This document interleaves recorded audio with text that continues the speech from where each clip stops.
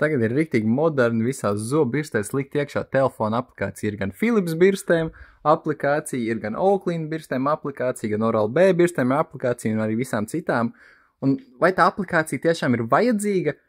Manuprāt, nē. Bet tas, kas, manuprāt, ir riktīgi forši, ir, ja pašā zobbirstē jau ir savs ekrāns. Jo, pieņemsim, kā šīs te, jau X-Pro Digital, kas maksā tikai 39 eiro, viņām ir ekrāns. Un tajā ekrānā pēc 2 minūtēm viņš šādi iezīmē žokli un sarkanā krāsā parāda, kuras zonas iztīrītas, kuras nav labi iztīrītas, un iedod rezultātu no 0 līdz 100%. Piemēram, man mājās ir tieši šis te modelis šobrīd tīru, un es zinu, ja man parāda zem 80%, tad nu ok, es pasaules, kuras neesmu gan daudz iztīrījis, un pietīra klāt vēl. Un, starp citu, viņa uzreiz vēl iedod papildu laiku, tādā ziņā jūs neiztīriet tikai tur 1 kvadrātu, te viņi iedod vēl tikai tur 15 vai 20 sekundes, nav jātīra viss tās 2 minūtes atkārtoti, lai dabūtu labāku rezultātu.